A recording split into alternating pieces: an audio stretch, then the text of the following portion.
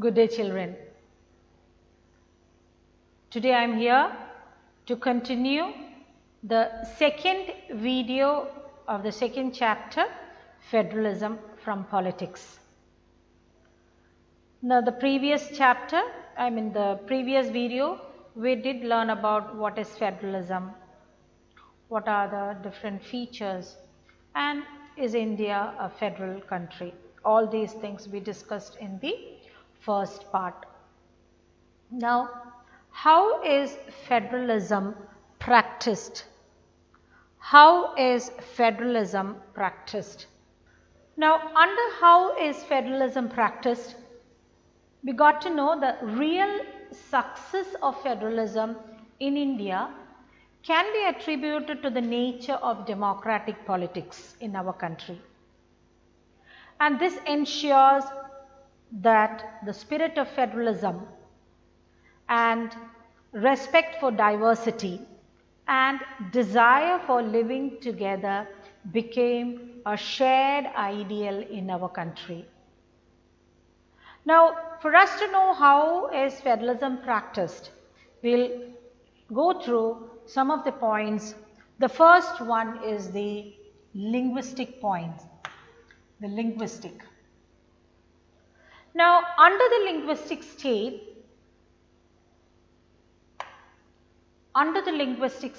we understand the creation of linguistic state was the first and a major test for democratic politics in our country. That is, in 1947, the boundaries of several old states of India were changed to create new states. Even now, there are a lot of changes happening in the boundaries of India. So, even at this particular time of the period, we understand that there are changes made in the boundaries. And this was done to ensure that people who spoke the same language lived in the same state. And also, some states have created on the basis of culture, ethnicity, or geography. And the next point is the language policy. The language policy. Under the language policy, we understand our constitution did not give status of national language to any one language. Hindi was identified as the official language.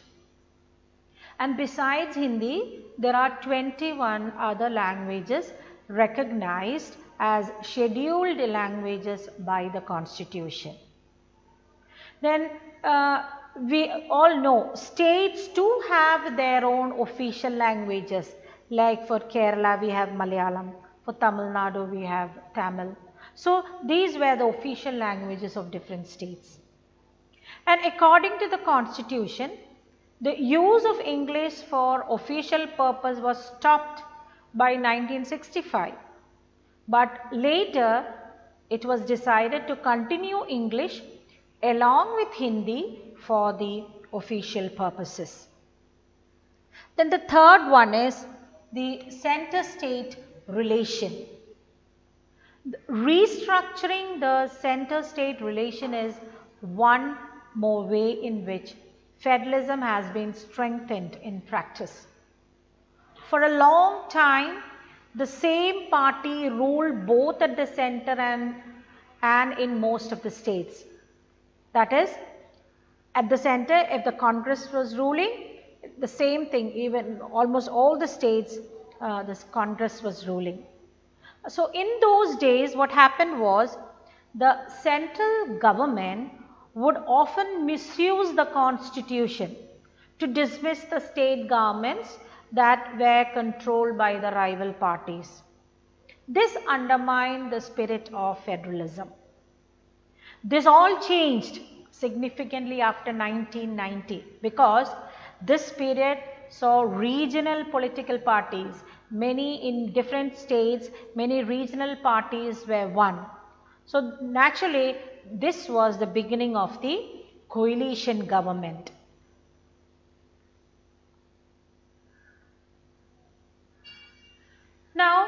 we are going in detail with decentralization India.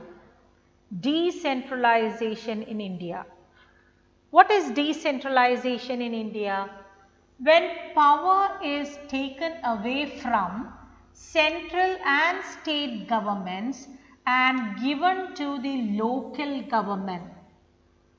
That is what we said. The power is being taken from the center and the state and given it to the local. So, the center gives the power to the local and the state is also giving some power to the local government. What is the basic idea behind this decentralization?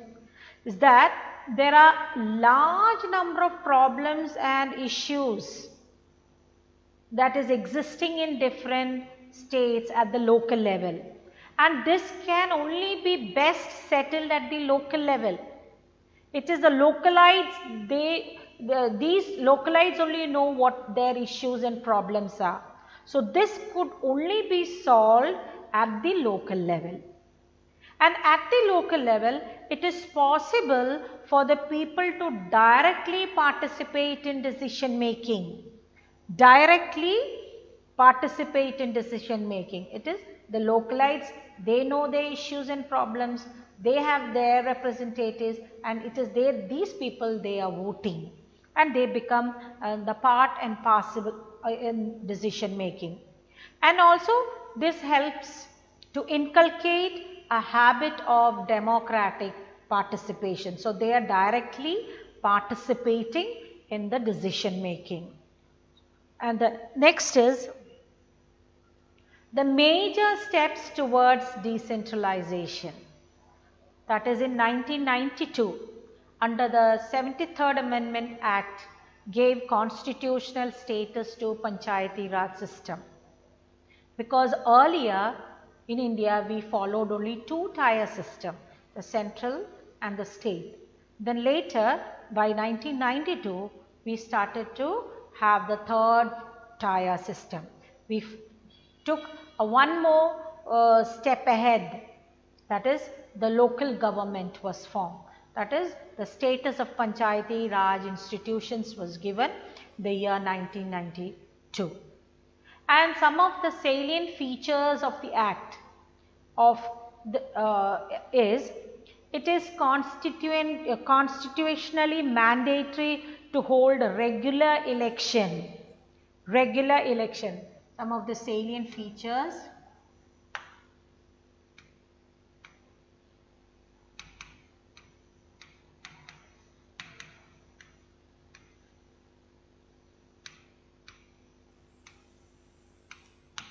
One is regular elections. Regular elections. Then that is, it has become mandatory to hold regular elections in the local government bodies. Then seats are reserved. Seats are reserved. Seats are reserved for scheduled castes and scheduled tribes. So, seats were reserved for the scheduled castes, scheduled tribes, and also other backward classes, OBC. Then at least 1/3 of the seats are reserved for women. Seats were reserved for women also. Seats were reserved for women. That is, 1/3 of the seats were reserved for women. Then an independent institution called State Election Commission. An independent institution called the State Election Commission has been created in each state to conduct panchayat and municipal elections. Then the state government are required to share some powers and revenue with local government bodies. The state government is supposed to share some powers and revenue to the local bodies. All these are the salient features of decentralization. Now, we know when we talk about the local body, we have local body both in the urban area as well as in the rural areas. Okay. Now, we are going in detail about the working of rural local government. As I told you, local bodies we have both at the rural area as well as in the urban area. Now, under the rural local government, popularly the rural local government, we call it as the Panchayati Raj. And each village or a group of village in some states has a Gram Panchayat, a council consisting of several ward members, often they are called Panch, and a president, or we call it as a Sarpanch. President is also known as Sarpanch. Then they are directly elected by all the adult population living in that ward or the village. And the Panchayat works under the supervision of the Gram Sabha. And all the voters in the village, they are its members. All the people who vote, they are the members of the Panchayat. And it has to meet at least twice or thrice in a year to approve the annual budget of the Gram Panchayat. Now, under the three-tier system of decentralization, three-tier system of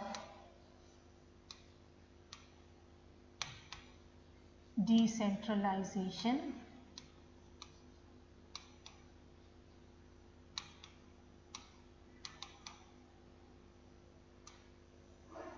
we will put it this way.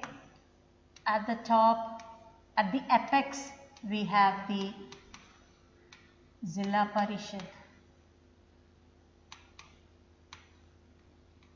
That is, under the three-tier system of centralization, Zilla Parishad is at the apex body, that is of the district level. At the top, we have the Zilla Parishad. Next, we have the Panchayat Samitis. Panchayat Samiti. The second, that is just down below the Zilla Parishad, we have the Panchayat Samitis. Then we have the Gram Panchayat. Third one, we have the Gram Panchayat.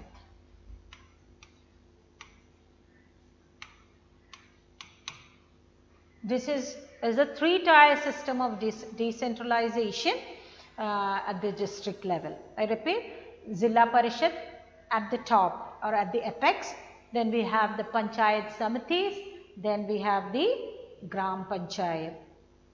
Now, the next is working of urban local government. Urban local government. When we talk about the local government bodies in the urban areas, it is of two types. One is, number one, this is urban local body.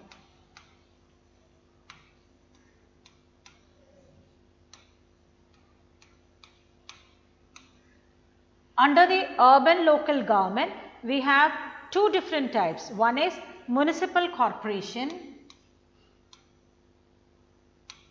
municipal corporation,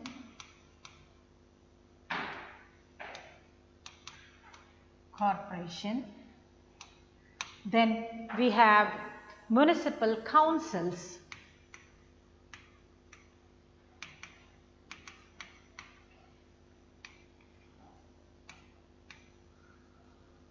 Now, municipal corporation is the larger urban area. larger,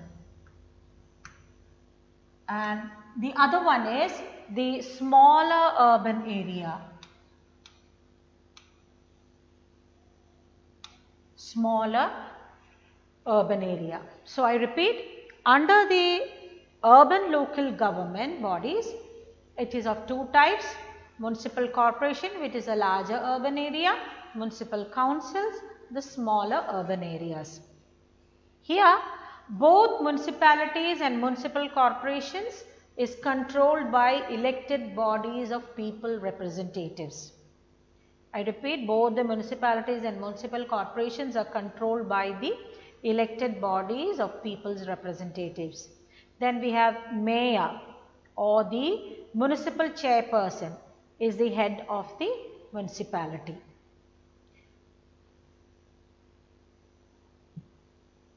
This is the end of the second video.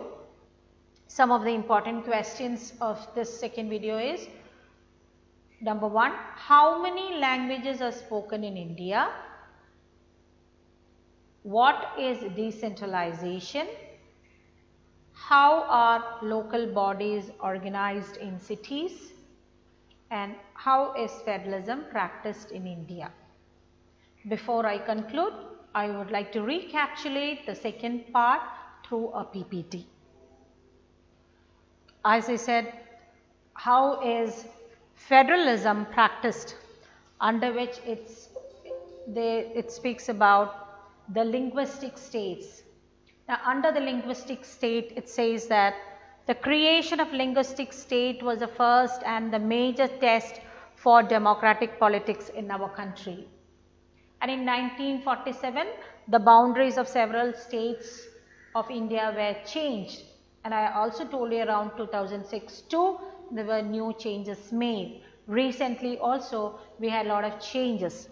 Now, this particular thing was done to ensure that people who spoke the same language lived in the same state. And also, some states were created on the basis of culture, ethnicity and geography. Now, under the language policy, we understand that our constitution did not give any status of national language to any one language. Instead, Hindi was identified as the official language because most of the people speak Hindi. And then besides Hindi, there were around 21 other languages which was recognized as the scheduled language. And states too have their own official language, as I said about Malayalam in Kerala, Tamil in Tamil Nadu. Likewise, there are many other states having their own official languages. And by 1965, use of English was stopped, but later it was decided to continue English along with Hindi as the official language. Now, the center-state relation. Under the center-state relation, that is restructuring of the center-state, is one more way in which federalism has been strengthened in practice. For long, that is, both at the center as well as in the state, the same party rule. And naturally, this situation was taken advantage, that is, the central government took advantage of this particular situation. And naturally, this undermined the spirit of federalism. But all these things changed after 1990, because during this period we saw there are a lot of regional political parties coming up. Many political parties, regional political parties got seats in the states. So all this was the beginning of the coalition government. Then we are going in detail with decentralization in India. As I said, what is decentralization? Taking the power from the center and the state and giving it to the local government. It's called decentralization. And naturally, what is the basic idea behind decentralization? That large number of problems and issues are there which can only be best settled at the local level, because the localites, they know what is their problems and issues. and it is the localites who can solve the problems. The center will not know what the problems of the local people are. So only when there is decentralization, only then this can happen. So the best way of settling the issues is through this process. Then at the local level, it is possible for the people to directly participate in decision making, and also it helps to inculcate a habit of democratic participation. Then we have some major steps towards decentralization. That is, I did say the local government came into existence only after 1992. Till then we had only two-tier system. Then the salient features of this act is, it is constitutionally mandatory to hold regular elections. Seats were reserved for scheduled castes, scheduled tribes and other backward classes, OBC. Then even 1/3 seats were reserved for women. An independent institution called State Election Commission has been created in each state to conduct panchayat and municipal elections. And last, the state governments are required to share some powers and revenue with local government bodies. That is, they had to share the power and also they had to give some money to the local government so that the local government can play its own part well. Then we have, as I said, when you talk about the local government, we have both in the urban as well as in the rural area. The first one is the rural local government. The rural local government, which is known as Panchayati Raj, and each village or a group of village is in some states as Gram Panchayat, then a council consisting of several ward members, often called Panch, and the president, or it is called the Sarpanch. They are directly elected by all the adult population, and the Panchayat works under the supervision of the Gram Sabha, and the voters in the village are the members of that particular village. And naturally it will meet at least twice or thrice in a year to approve the annual budget of the Gram Panchayat. Now in this, under the three-tier system of decentralization, Zilla Parishad is at the apex, then we have the Panchayat Samitis just down below, then we have the Gram Panchayat. Then we have the local government body in the urban area. Now under the urban area, we have municipal corporation at the larger urban area, municipal council in the smaller urban areas. And both the municipalities and municipal corporations are controlled by the elected bodies of the people's representatives. And we have mayor or the municipal chairperson is the head of the municipality. We have the present one, Saumini Jain, is the mayor of the municipal corporation. The question hour session. Make sure to read the chapter thoroughly. These are certain questions of this video. Try to find out the answers.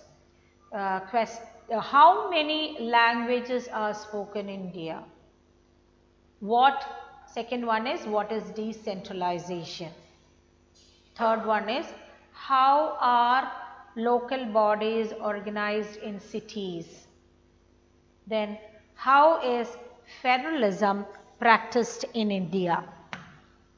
Then we have, in this particular slide, I have given you some assignment questions as well as notebook question. Under the assignment we have, explain the features of federalism and how is federalism practiced in India. As I told you, make sure to write the assignments in the A4 size sheets, neatly bordered with proper headings. Then we have some notebook questions. The first one is, what is the meaning of federalism? Second one is, what is meant by unitary type of government? And what is union list? What is included in it? What is the state list? What is included in it? what is concurrent list and what is included in it, and what is decentralization. Seventh one is how many scheduled languages are there in India. Eighth, what are the major steps taken towards decentralization in 1992. These are the important questions related to this part of the video. I hope you have understood clearly. Thank you and have a great day.